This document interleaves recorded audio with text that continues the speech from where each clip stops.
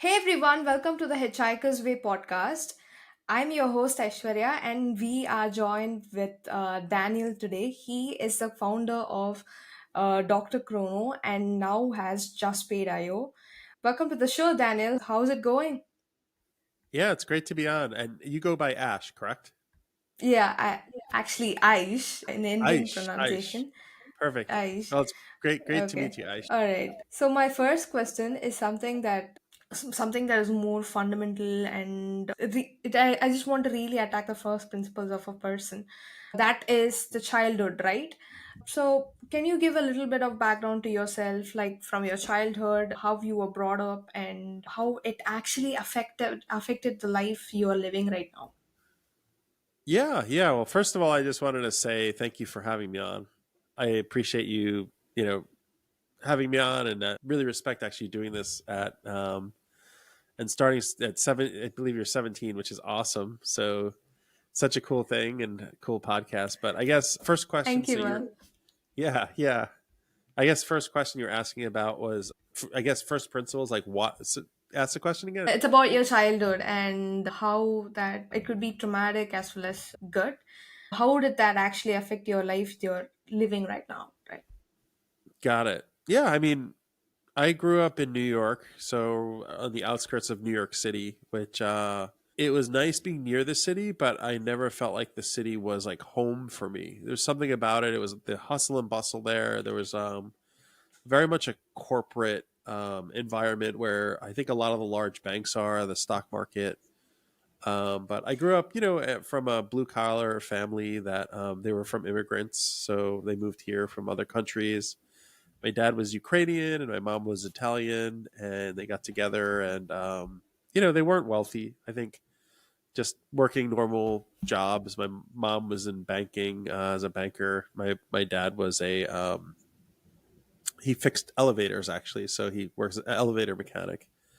And I grew up in a I'd say fairly secure home in that sense. Like they were just so hardworking. So it instilled in me a lot of you have to like work hard to create something for yourself. And I really valued like their work ethic. So I just saw them like building a life together and like, they had a mortgage and paying down their mortgage. But I noticed there was a strenuous stress in that kind of life where day in and day out they struggled here and there with like some of their finances and that sort of thing. But overall, it was fairly normal-ish childhood, but in the New York City area. But But right now, your work ethic has really been influenced by what your father and mother did. Like, is that the case? I would say so. Like I noticed like my parents just really felt obligated to take care of their kids and to like build a home and to just have like that environment for to make me feel secure. So they really instilled in us like you can't be lazy. And I have a brother and a sister also, so we were in that same environment. But I do feel like New York City there wasn't quite a entrepreneurial like feeling to that state. I love New York, but it feels very much like a there's a lot of arts there. There's a lot of creativity there. There's a lot of like really amazing fashion, like designers there. The architecture is amazing there. But I felt like for me, I didn't quite fit in to like the way that New York was structured in a sense. And I felt like very creative and kind of off, almost like where was I going to fit in, right? Like long term. I mean, I did school. School was a struggle.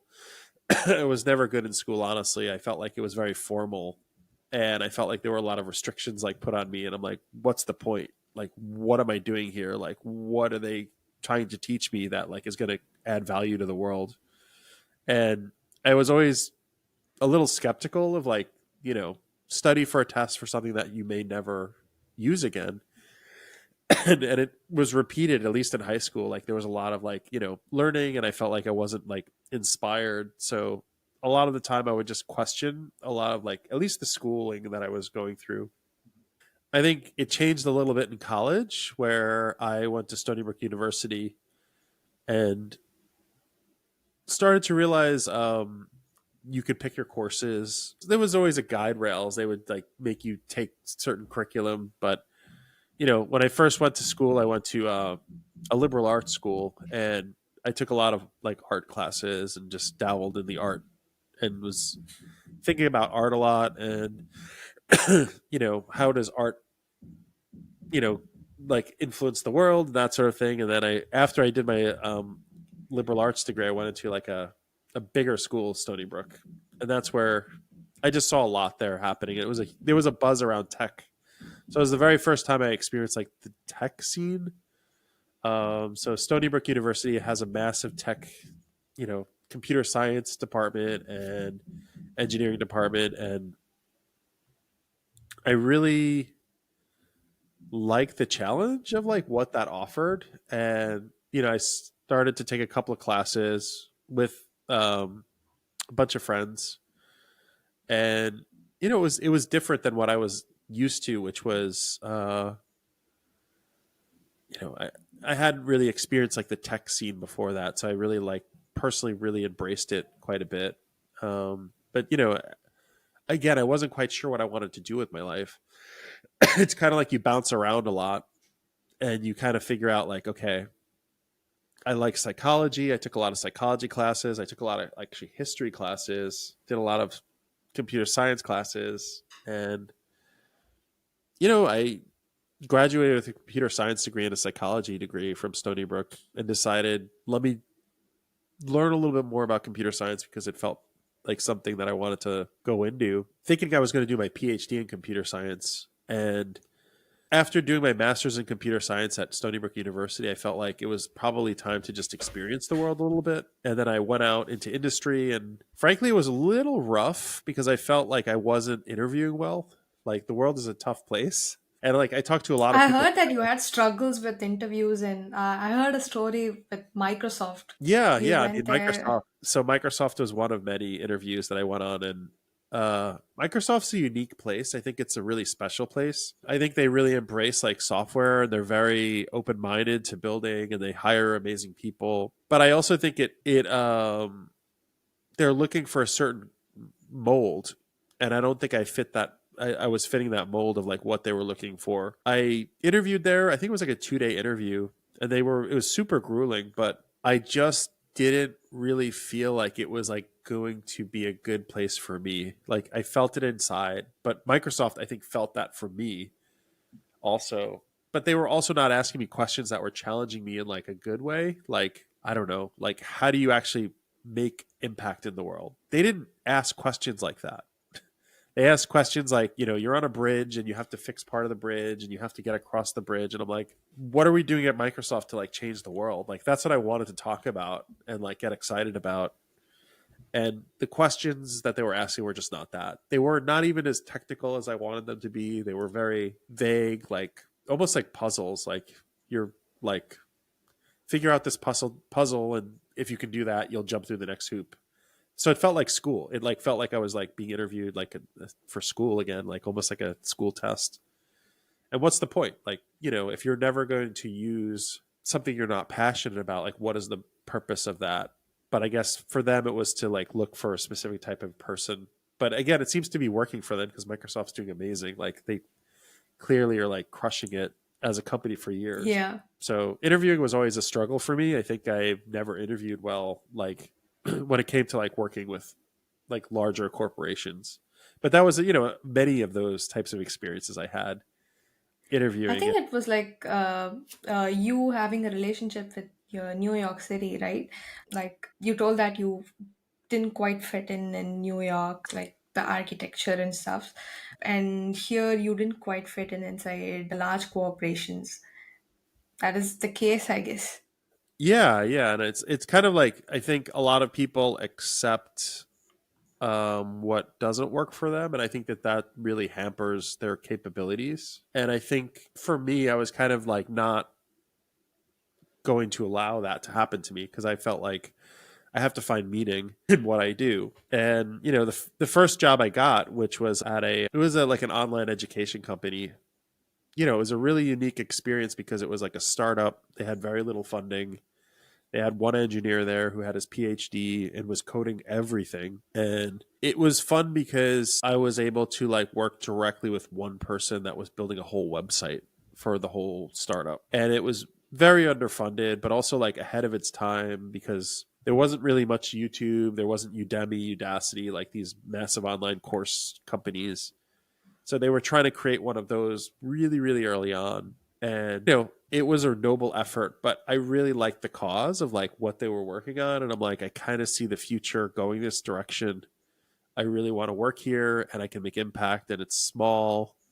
The team was pretty nimble. But, right out of college, I worked at a startup and it was in New York City, which is rare. So back then, 2004, 2003, there weren't that many startups in New York City, right? Like it wasn't really the place where I just didn't see a lot of Stock markets, like. yeah, it was a lot of the stock market back then in New York. But it was a stressful time. I'm not going to lie because there were only two people working on like the software, and then you had like a team of 15 people relying on you to like build this software. It felt very stressful, like because if the servers went down, we would have to fix it. If anything happened, we'd have to fix it. But I really, really thrived in that type of like stress. And that's where I knew like, okay, smaller companies, like strapped for cash, very little resources. You could get really creative to create value. And, for me, that was like my aha moment where I was like, okay, the web is the future. Because it was a web company, like online learning. How do I embrace this more and like figure out more of like doing this? And I kind of went from that startup into another startup, and I think the first company was a struggle. The company originally, it went bankrupt over time. The first one, but I left right before that sort of happened, just because I felt like it was time for me to move on. I moved on to another startup. Same thing. It was a big struggle, a lot of stress. And that little startup got acquired by a bigger startup and that bigger startup had some funding. So for the first time, I was in a company with some funding, like real funding, which was interesting because they could buy things and they had like some resources and they had more employees. Um, but I think that's a little bit about my history. Yeah, you worked in a lot of startups. And how did that go into working in a startups and into creating your own? Like, I think Dr. Chrono is something that is very new to you at that point of time. Like, it was a very new space, and you just pushed yourself in and you just found the problem.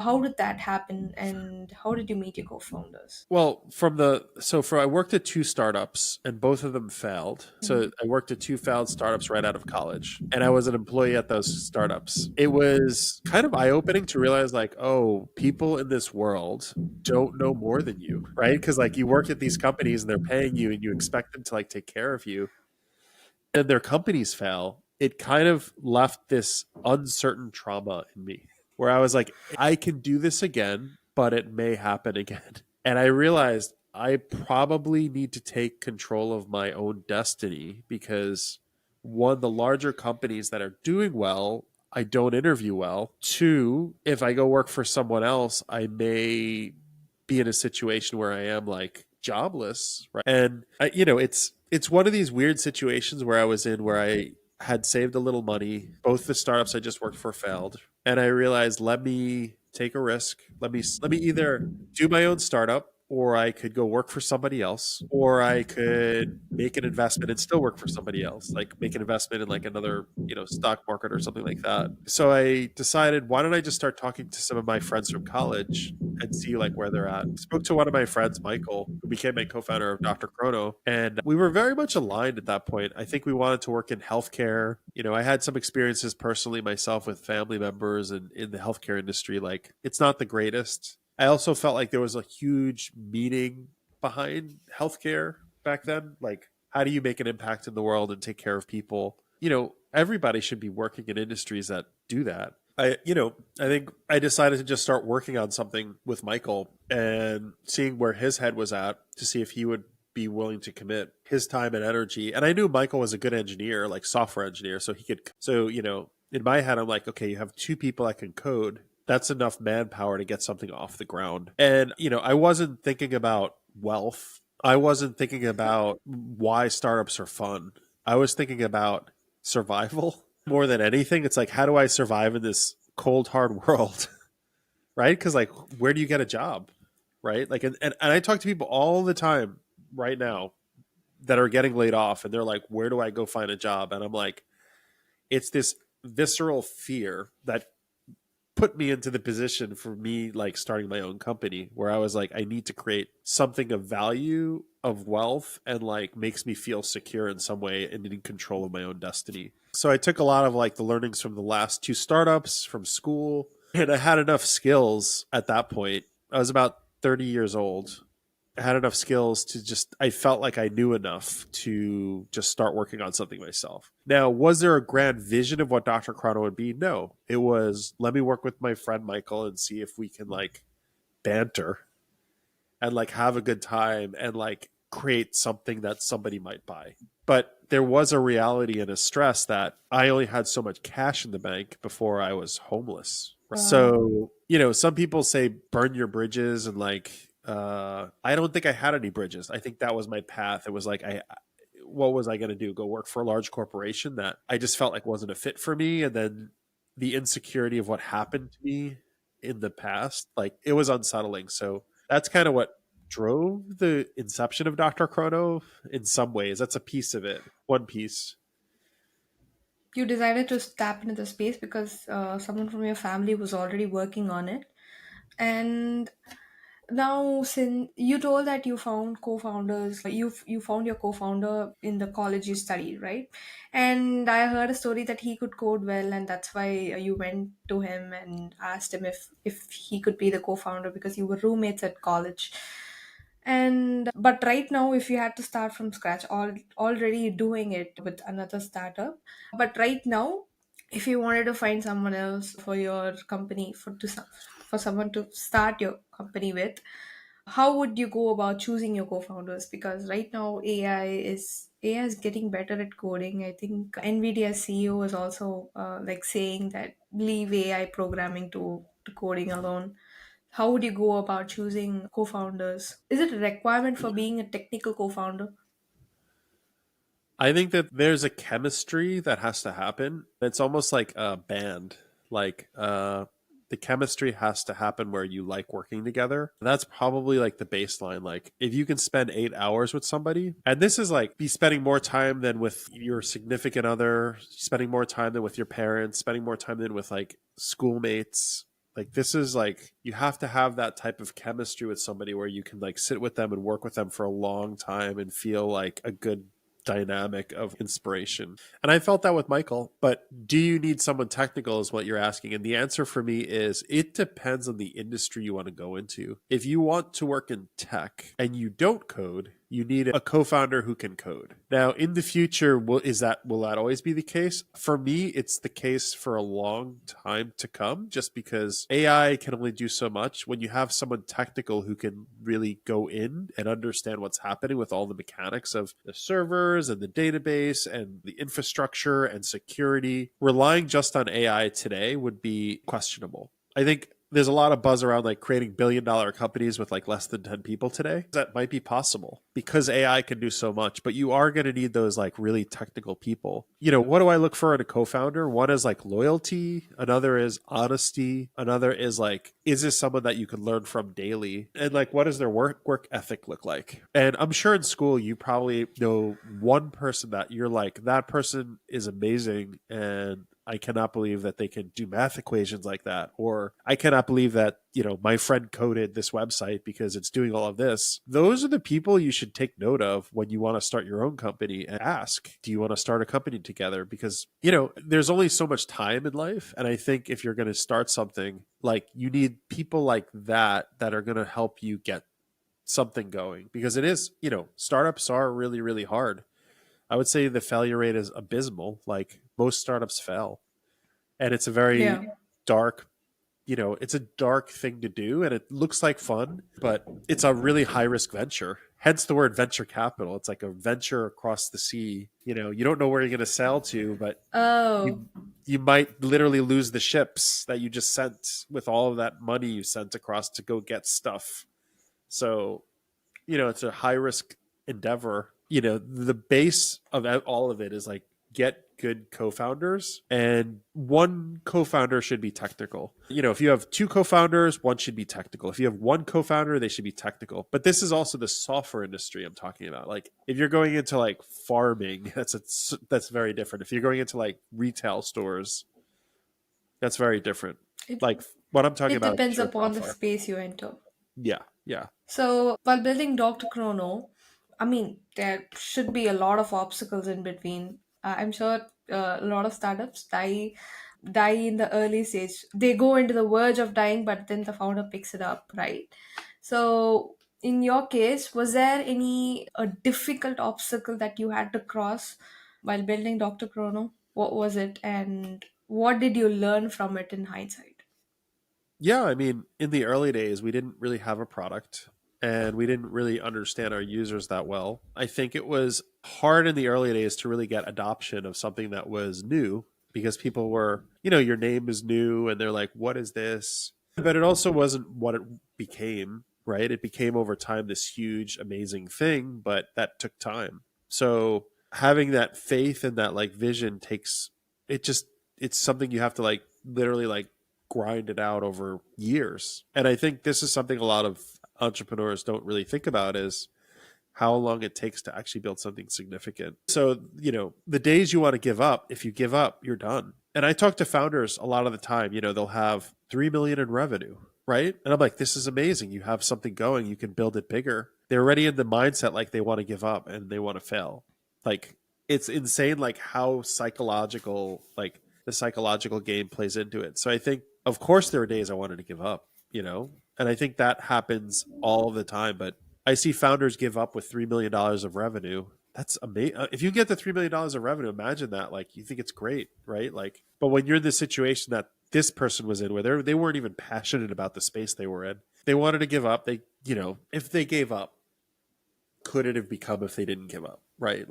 Like think about Facebook, right? Mark Zuckerberg had other co-founders. There was internal fighting. Like he could have given up. He could have been like, "This is too hard." They would have been. Facebook wouldn't be what it is today without you know that passion that he has. Surely.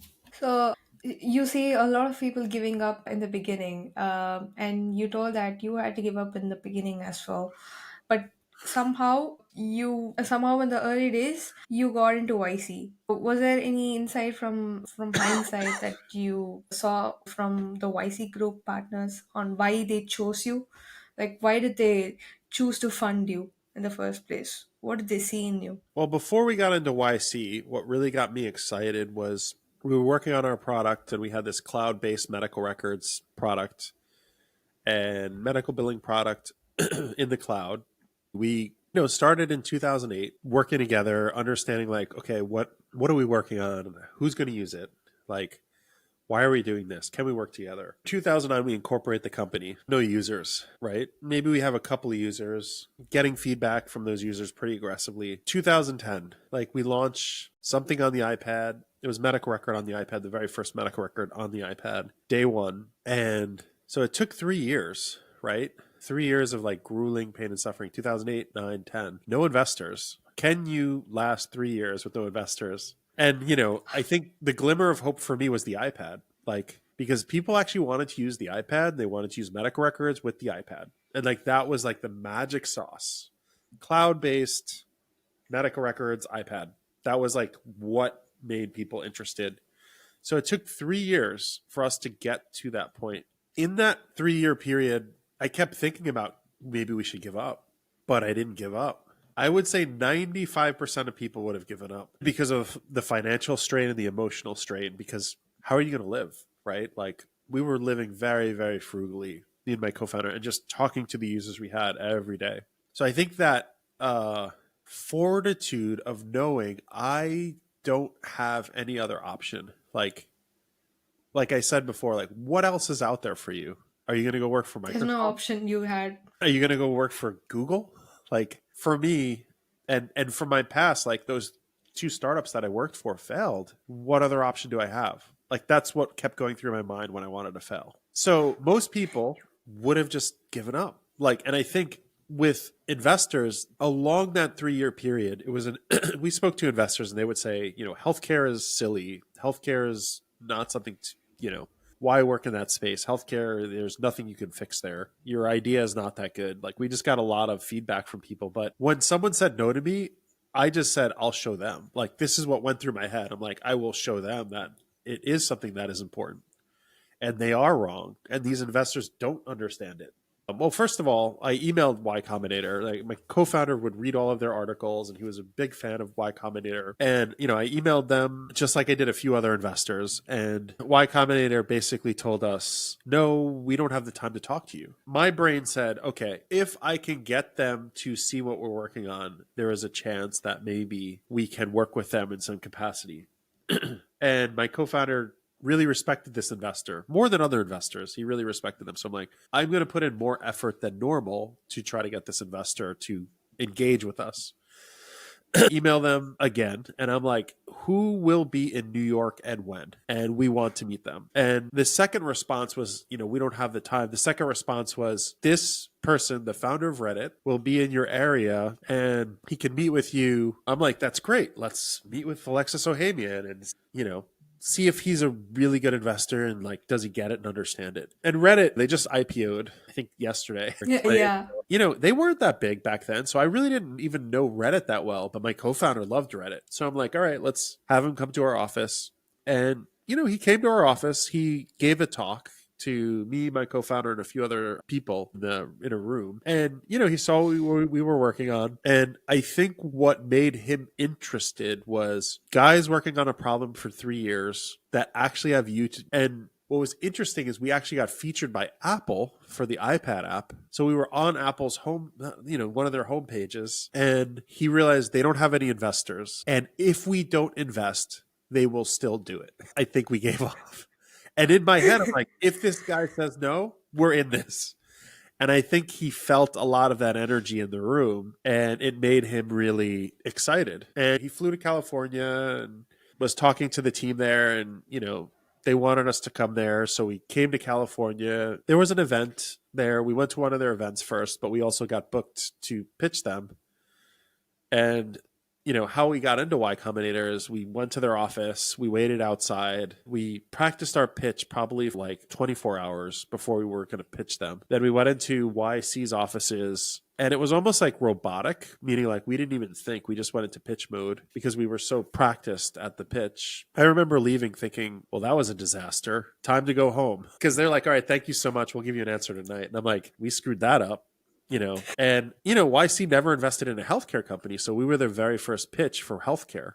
I don't know if you know that, but we were the very first healthcare company to actually like get into YC. I was packing my bags, I wasn't even upset. I was just like, whatever, that was good. That was a good experience. Like, I remember thinking, we just spent like of our money, which is like a huge chunk of our money to fly here. That was a dumb idea. We're not going to do that again. That's what I was thinking. Like, I'm not going to do that again for another investor because it was really expensive. And I think it was around 8 p.m. the founder of Y Combinator called us, Paul Graham. And it was a pretty quick call. He called us and said, we liked your pitch, want to invest. Are you in? And our answer was yes. Like, it was a very quick yes. I was trusting my co-founder on this a lot, like for them to be our first investor. And I think it was a really smart decision. I think it really, really helped us. But rewinding a little bit, there were other investors before that wanted to invest, but they had a lot of red flags or ticks that culturally, when you partner with an investor, it's almost like a marriage. You're getting married to somebody. You want them to be like on the same page with you. Like, and some of the other investors' behavior was a little scary. Like, one person came to us and said that they wanted to give us a loan, but they want back in 6 months. So that alone was enough to scare me away. But Y Combinator didn't do any of that. They just, their investment goes into the company and they don't expect it back until the company exits or goes public. That's, for me, that's how you. Well, that's the type of investor I want. Like, there are different mechanisms and different instruments, but at that time, that was like what we were looking for. Like, if someone offers you a loan for your startup and you want to pay it back in 6 months, sometimes that's the right answer. Like, that's okay if you need that. but there were other investors that came in that also had strange behavior that we just felt like wasn't a good cultural fit. But with YC, it just Can you felt can you right. go deeper on that? Like, what are these kind of red flags that you found on investors? I mean, a real example is there was an investor who really wanted to invest in us before Y Combinator, and I did a background check on the person, and it came back pretty questionable. So, the person said, "Hey, be careful. You know, I was burned." I'm like, "Whoa, that's a scary reference," because I was digging. I was digging. So immediately I'm like, maybe we don't take that person's money. Is if an investor says that they want, like, as the first money in, if they want more than 50% of the company, that's another red flag, right? So say I'm an investor and I'm like, hey, you're starting your company. I get 57% day one, right? That is Well, it all depends. Like, but for me, that was just not what I was looking for at the time, right? So, like, we had a lot of these experiences early on that were very like that. And we politely declined and said no thank you to those investors early on. There are situations where you probably want to take those investors on. Like, what if it's someone amazing like Mark Zuckerberg? And he's like, hey, I want to take 57%. I mean, the guy is amazing. Love him or hate him, he works really hard and he gets scale and he's able to build companies. Like, maybe you take his money. It's like he would be a great partner, right? Like, and if it's a good amount of money, maybe you work with him but everything is all about like the person and the situation. But for us, those other situations never felt right until Y Combinator, which everything just felt right. The one thing that worried me about the Y Combinator investment was it wasn't a lot. In the early days, they did not invest a lot of money. So we took a small amount of money and, I was worried that we were going to run out of money in a few months because we were taking their investment, flying to California. And it was a little scary because we had to get apartments in California and we were going to all work out of these apartments and we were going to fly our other employees. It wasn't a lot of people, but a few people to California. It was scary because we were spending a lot of the investment money just to get situated in California. And I'm like, I hope this is going to work out. And at the end of the day, Y Combinator brought immense value, meaning they brought investors in that got really interested really quickly to bring more cash so we could grow the company at a very quick rate. But all the ingredients were there, like right idea, right market. Everything was like we were at the right place, right time, right idea. Also the fortitude of of the founders. Like, we were not going to give up. Like, I think the company was going to run regardless of how much cash we had. It was just how fast could we grow it. and just want to say this. Do you know Prasanna from Rippling? Yeah, yeah, I know Persona. Actually, I was in a space that happened this week, I guess. I was in a space and he was giving advice to founders and he was talking about how you should stick for a very long time, how successful companies should stick for a very long time. And he mentioned you, like that. And now we're saying this really just puts me into thinking that you should really stick for a very long time, like you should never give up. I That's a mean, way. there might be a time to give up. It's just you have to be careful because you might miss like a big opportunity. And what I mean by that is if you have no users and you've been working on something 5 years, I'd be a little worried. But if you have users and you're getting traction like over the course of years, like some traction, it's probably worth like trying. I mean, Reddit, it changed a lot throughout the years. Like, it got bought, the founders left. Something about the chemistry of that company kept it going at like a huge momentum. But I think the people who give up early don't know if they're going to ever make it. And that's sad. That's a sadness for me for them because I'm like, you had something and you don't know if it'll ever make it, like really make it. And a glimmer of hope. A glimmer of hope is you have like 5 users who love you and they're using your product every day. And you've been working on it 2 years. Do you give up? That's 5 users. You've been working on it 2 years. Do you give up? The reality is there's a lot of startups out there that are in that spot. Like, right? if you I think if you really are passionate about the 5 users, and I've heard this from Airbnb story, like they've been really passionate about the users, early users, even though it was very less, and they just told their story, and that just kind of kicked in the initial growth. And if that's the case, you should never give up. I agree. I mean, Airbnb could have died if they gave up. Like it could have just died and then there would be no Airbnb because they felt like, I mean, they had huge struggles like in the early days of that company. And, you see it with them, like they didn't give up. They felt like the idea was right and they persisted through that. So, I mean, that's one part of like building a successful company. I think growth is also, being able to grow as a person, take feedback, iterate on products, iterate on like yourself and like question like what's working, what's not working, and refining the company always is important. So there's so many different pieces that make a successful company. And one thing you could do to like really understand it is like look at Airbnb and look at the founders and really go into detail about like why is that successful. Look at Reddit, why is that successful? Just go down the line and at least you'll get pieces of like successful companies and learn from them to for yourself to be successful. Can you go deeper on that? Why should founders especially learn about history and successful companies to really understand the current scenario and how they could be successful? I don't know if that's necessarily true, but for me it was true. So I would do a lot of research on past companies to see like what made them work and tick. It helped me throughout the years like just keep rethinking about like what's going to build something big.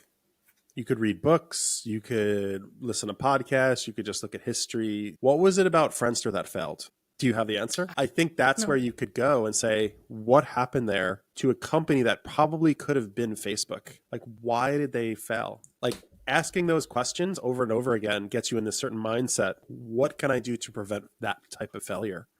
Historical events can show you like what may not work in the future.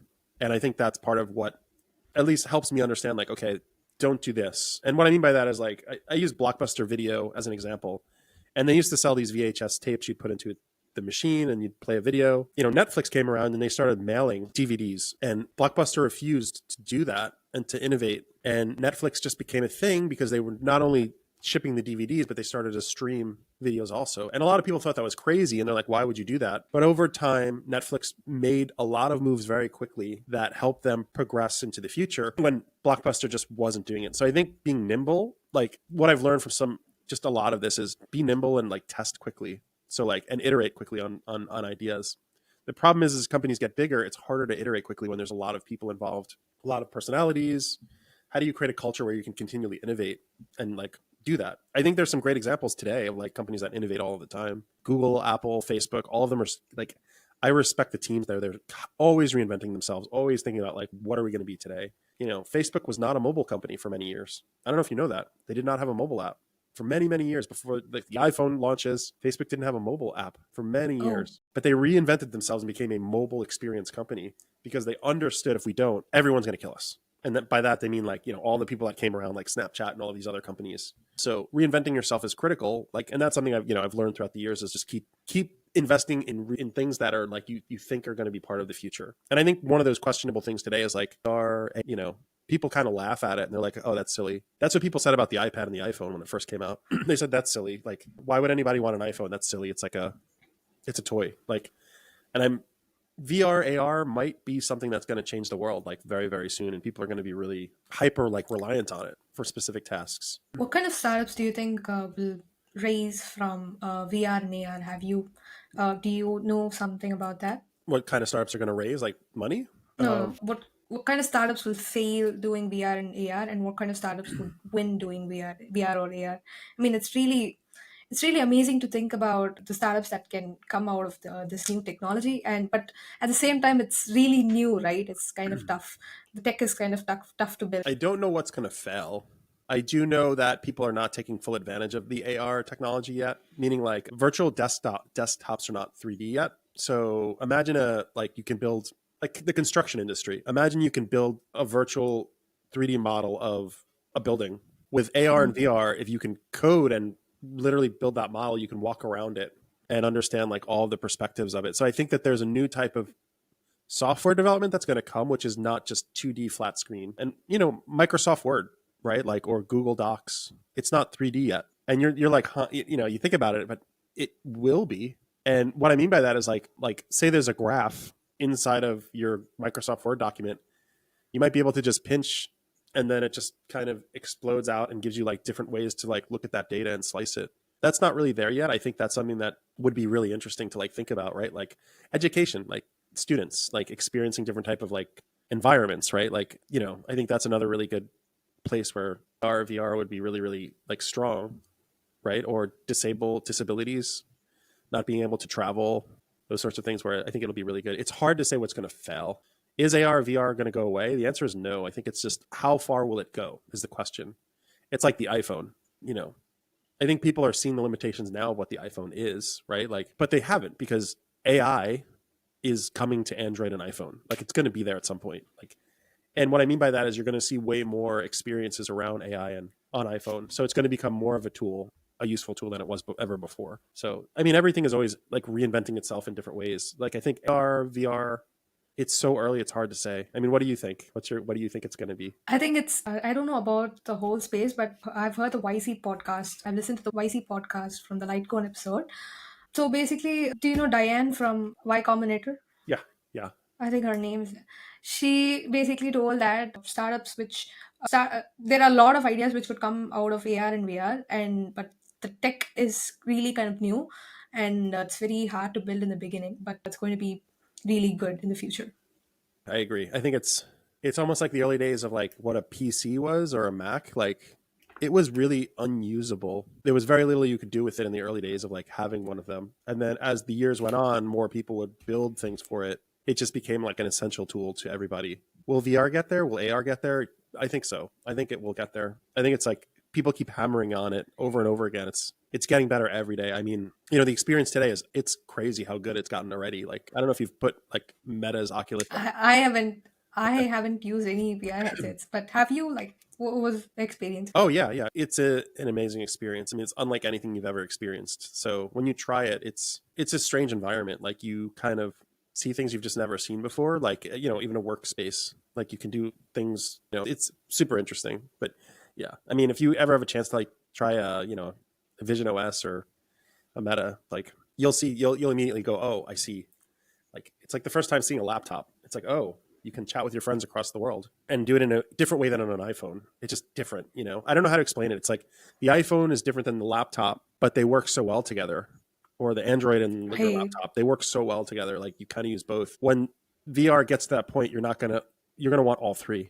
So yeah, It's going to be exciting. Like I haven't used it, but it'll get more exciting. So let's say you finished exiting Dr. Chrono right now, right?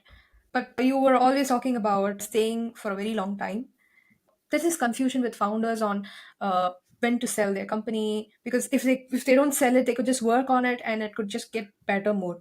How do you think founders should assess this situation? Like when is the right time to exit a company? I think it depends on the founder and where they are in their life and what they're looking for. Some founders get tired and burn out. Other founders might hit like a market cap like wall, like say they hit 50 million in revenue and they feel like this is where it's going to be, and they don't have it in them to like reinvent the company. Other people just have really great exits, like Instagram. Like they couldn't say Uh, no to that money. Could Instagram have been more valuable than Facebook? Maybe, right? Like they were on a yeah, tear. it had that potential. It really had that potential, and it did become bigger than Facebook in some ways. So it's like maybe they walked away from like running it themselves. But was it a bad outcome? The answer is no. And I think it's all like a question of like the team dynamics and what the right time is and all of that. So every company is different. I do think like also just making sure the founders are happy, like, and they can continually running it. Like that's another thing. Just always check in with yourself and say, hey, am I in a good spot? Can I run this for another 5 years? Having that dialogue with your co-founders is also really important. Also, you have to take the investors that invested in you into consideration. If you have investors, they are looking for a return at some point, right? Say someone said, hey, I'm going to give you $5 million. They're going to want their money back and then a really good return at some point. So, whether that's going public, that's a form of exit. So like even Reddit, like they could have stayed private. Was it the right time to go public now? It was a decision that they made. They felt like it's the right time. They wanted to go public. They have access to different sources of capital and investors being a public company. Before then, they didn't want to go public for some reason. I think it was all timing. And then when they felt like it was a good time. I know that's a vague answer, but there's no real right answer. It all depends upon the founder and the situation they're in. That's understandable. And you actually exited the company and you started Just Paid, right? It was the name was something else before, but now it is Just Paid IO. Like you can also you can also check it out. Like you can go to the website. What is it like starting for the second time? What are the kind of mistakes did you avoid? Like you told that you started Dr. Chrono because you wanted to survive, right? So why would you choose to start a company after just surviving, after just coming out of a war kind of thing? Why would you choose to go into war again? I mean, I think there's certain types of personalities out there for specific things. I think for me, there's a lot of meaning in like building. It wasn't just for survival; it was also for like meaning. So, I think it's like what creates value in your life and where do you have meaning. For me, it was like, you build a really great culture at a company, and it's almost like, I mean, you live in India, and there's like provinces in India. It's almost like you build your own like cultural province when you build a company. It sounds crazy, but it's like you have this culture and these people, and they work with you. I really enjoy that experience of like building that, like almost like a province, like it's that team camaraderie, like building that mission. But I also have a passion for like fixing broken things in the world. So I feel like tackling hard problems is fun, right? Like that's a fun thing. So yeah, I think it's that simple. So I felt like it was a matter of time before I started something new. So what kind of mistakes did you avoid in the second time that you made in the first time? Was there anything like that? This company's so new. I feel like it's in like the first inning. I think one of the things that I became good at was understanding like what investors are looking to invest in, right? So like I understand investors a little bit more. So getting investors quickly was a little bit easier this time around for me, just because I was like, how do we get the right people? My network is bigger. Who should we go to and like talk to them? I think the first time around I had no network for investment, so it was a huge struggle. It was We pretty didn't, hard. yeah, we didn't know who to talk to. Are there other mistakes? I'm sure there'll be a lot. We're already making mistakes in this company, and I'm like, there's a couple that we've made, and I'm like, all right, this is just how you build businesses. And they're not disastrous. Nothing is like company ending. It's just more iterative and like refinement. And I do think companies are like organic creatures that you have to like take care of over time. Yeah, so there'll be more mistakes to come, I'm sure. So you were speaking about investors, right? So I just want to hear. I saw these investors who put their money in this company, the second company, and they're like really really huge. Like Dropbox co-founder Arash, and I think it was, yeah, and the founder of Atomic. It was the list is kind of exciting, and they're they're really like highly valuable person. Like how did you get them to invest? Like did you meet them through demo day, or how do you advise founders if you were to start? You have spoken to these people, right? You know what they're looking for. But if you were to start from scratch, if you didn't build Dr. Chrono, how would you approach these kind of investors, get their attention, and make them to invest in your company? Like how would you advise founders to do that?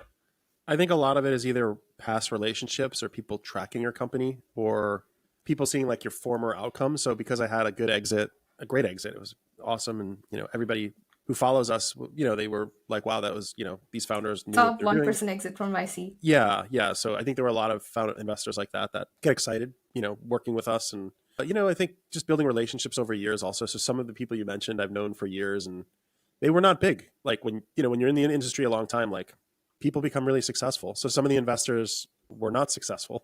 They were somewhat successful before, but now they're hyper successful.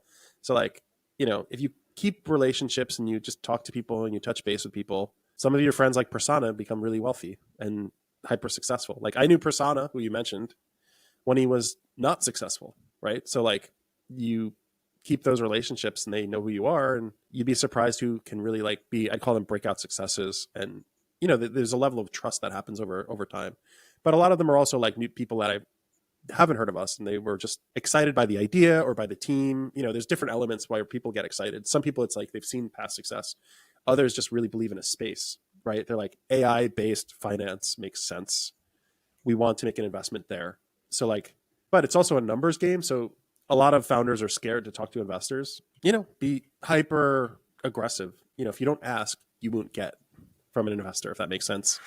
If a lot of founders Totally. will say, I'm not ready, or the product's not ready, or we don't have enough users, or, there's bugs. That's normal in startups. Like all of those things are just part of the process of building a startup, but talking to people and getting feedback and, talking to investors and getting the right people to engage with you. It's a skill. And I think the right founders are tenacious in doing that. I mean, again, Prasanna, the person you mentioned, he's a perfect example of somebody who took a path to get to success from, where he originally started, which was not success. And then he created immense value over years, which, I think that's, anyway, I'm kind of diverging from your original question. Like, how do you get to these people?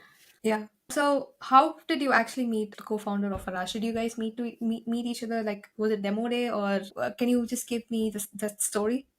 How did you get him to invest? Sure. Again, it was someone I knew who was a friend, and they said, I really believe in your company. I want to invest. This one person made an investment, and they said, let me make an intro to two people. He was one of the two. So I think sometimes getting an intro to an investor also from an investor who believes in you that's a really good way to like start a relationship. And that was how, he became an investor in our company. So he just saw what we were doing, got really excited by it, and also wanted to make an investment. That's amazing. So, can you give me like three traits? You've met a lot of successful founders till now. Like your friends are pretty successful, and your investors. There's a lot. So, can you just give me three traits from them or the books you've read? From the books you've read, you admire the most from them. Like three traits. If you'd give that power to your future self, who is starting another company, what would that three traits be? I think I really respect the founder of Y Combinator, Paul Graham. I feel like he's very nimble, he gets building startups from the ground up. He has this trait, which is he gets to the root of a problem, and he talks about the fundamentals. Like, he really like just distills things down to like, where's the revenue and the users? Like, at the end of the day, it's revenue or users. And I really appreciate his hyper vigilance on like that. And he's like, I don't care if there's a lot of users. I need users to love the product. And it's a trait that he really like has that I really respect and admire. The other co-founder, Jessica Livingston, is another person I really respect, who she goes off of like gut checks a lot of the time. She started her own podcast called The Social Radar. Social radar. I really respect her for her like instincts on investment. And between the two of them, they both have like really good qualities that people kind of look at them and really respect them for. They're two people that I really admire in that way. I feel like they're pioneers with Y Combinator, but also, Paul Graham started a company before this, like before Y Combinator, via web. Yeah. It's fun to like watch them and see like them talk about startups, because it gets me really inspired seeing their energy around that. There's people also like Persona. I think he has an energy level in him that I really, really admire. Like, but it's also technical aptitude in a person like that I really, really, really like. I think it's like he can code. He understands complex problems, but also has the energy of like a really good founder and a power networker. So he can power network. So for me, it's like, depending on like different people, it's different things. I think just looking at some of the people who have like grew their companies really fast over the course of like 10 years. I really respect people that can do that and not like have their company blow up while they're like building that company. You know, if you look at like Alexis Ohanian, like with Reddit, so persistent, so passionate about that company, has always been involved in like, even if he's not there, he's in the sphere of the company, like building it and like, an evangelist. I really, really admire that also, like with like Alexis Ohanian. Yeah, I don't know if that helps a little bit, but there's others out there. There's like the other investors and founders. They all have different traits that I really admire. But I think there's like Sam Altman. I really admire his like tenacity to just go for it and go for something really big, and his ability to just ask. Because he's always out there trying to get the right people involved and building amazing companies. To like the founder of Mercury. I don't know if you know who that is, but Imad. yeah, Ahmad. Like people like that, I really, really admire. Who he's building a really great company, and it was it takes time to build something like that, and I think he's patient and he's just iterating over and over again on his product, and his team is building that company, and I really respect him for like the way that he like is very methodical about building it. So, but that's just a couple. That's Yeah, traits from founders that you could take on. yeah, yeah. So, what do you think will be the next ambition of Justpaid? And have you thought about what it would do, how it would provide value in AGI era? Yeah, I mean, for me, it's like a daily process of iterating on the company and, you know, looking at the product and refining it and just getting feedback from users. In the world of AGI, I just think that there will be hyper focused AIs. So they'll be like general intelligence, but they'll also be hyper like, there'll be specific companies building things specifically for different industries. And I think, I had someone come to me not too long ago and they're like, well, OpenAI is going to do everything. So all companies will die. And that, for me, that just doesn't, I mean, this is just some people, the way they think about it. Investors may think like this also. Why work on anything if OpenAI is going to do it? I actually disagree with that thinking. I think it's like thinking Google's search will be better than everything. You'll use it. There's a place for it, but there's also a place for other types of things, right? And that's why a lot of these, other things exist. So for me, I'm looking at like the fintech space specifically and saying, what does it look like in the future when you have AI to help protect you, to help give you insights, to help you move money from point A to point B? And it sounds silly, but like to your friends. So if you had a friend, say you have a conversation with your friend and you're like, oh, I owe you $50 for that dinner last night. Imagine a world where AI knows who you're talking to and just says, should I send the $50 now? And you just say yes on your phone because it heard you bring that up, right? And you're like, oh, perfect. Okay. Imagine a world where it says, you didn't receive all of the money that you should have in your paycheck this week. I think they underpaid you. Like, and then you look and you're like, oh, I did an extra 250, I did an extra 250 hours this month or whatever, not 250 hours.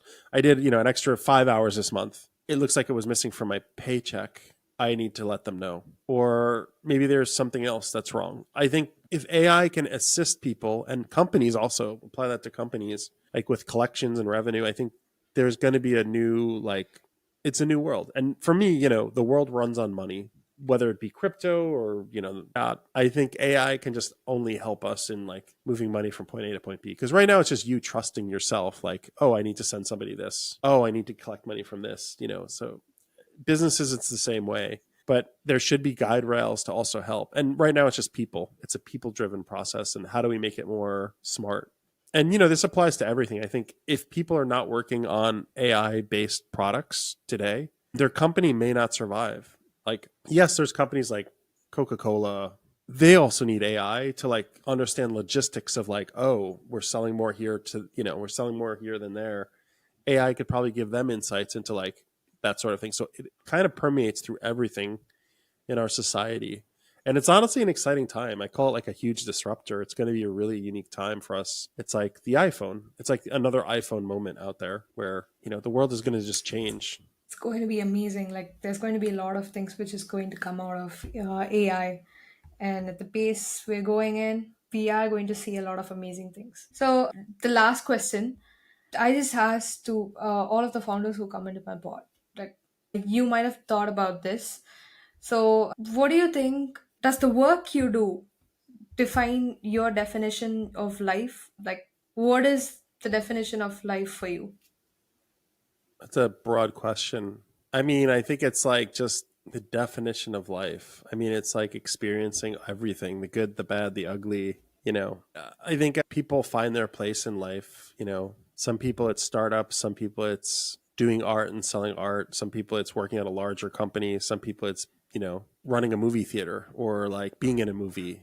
But it's also just like what makes you happy and just trying to follow that and trusting your gut. Like, I think that's, I wouldn't call it the definition. It's just like finding your way with all the experiences like you gather and just making sure like you optimize for happiness, because you're not always going to be happy, but if you optimize for that, at least you'll have more happiness than like times, at least for a little bit. And again, we're all here only for a little bit. So it's like take advantage of those moments, when you feel like I'm ready to do this. And I think it's when you're hesitant and scared of doing something, a lot of the time it's better just to do it. Meaning like what you brought up before, oh, should I talk to that investor? Like a trade in you is you're talking to me, and there's a lot of 17-year-olds that would be horrified. Oh no, I don't want to talk to That's right. somebody because they know more than me. It's irrational thinking. I think you only live once, so it's worth just pursuing the things that you want to. So, do you think work define your life so much as a founder? Like, how would you go about defining your work? How work defines your life, and what are the other things that contributes to your definition of life? I think you just told that you need to follow something that makes you happy. Is work too necessary for that? It's a piece. It does. It's a piece. It's not the whole thing. I think, for everybody, it's like, it's not one thing. It's like, what makes you happy? Maybe it's, there's an exercise you can do, like, what makes you happy, and like, you can say health is the most important thing to me. If health is that important to you, or community or family, like, just remember, like, if you do an exercise and you kind of list out all of the things that are important to you, don't ignore those things, if that makes sense. So health, like, if you don't take care of yourself, you're not going to run a company properly, right? If that's important to you, like, if family is important to you, then do that first and make sure that that's a priority, and like, business doesn't come first. So I think there's a balancing act to it all. I don't think that there's a right answer for everyone. I think It differs from each person. Like, yeah, it differs for each person, but you have to like really trust yourself, and make sure you're doing right by yourself, because when you don't do right by yourself and what you need, like, say you love networking, and that's like one of the top things for you, is you want to just network and get to know people, and you are excited by that. And if you're not doing that, you're not going to be as productive as you can be in like society, and to your own detriment. right. So That that's really great, Daniel. Like, we've come to the end of the podcast. Really, thanks for taking the time to do the podcast. I'm very grateful for this. awesome, awesome. I'm glad I gave some good advice. It was a lot of fun, honestly. So I'm glad you had me. I'm glad I saw you randomly on Twitter, like, tweet my name, and I was like, oh, I should just reach out. It looks like you have a podcast. So it was definitely a lot of fun. I had a lot of fun. Thank you so much. Like, this was really great. Awesome. Awesome. Well, have a good weekend. And then I guess, yeah, let me know when the podcast is out as well. Thank you so much. Awesome. Have a good Bye. night. Okay. Bye.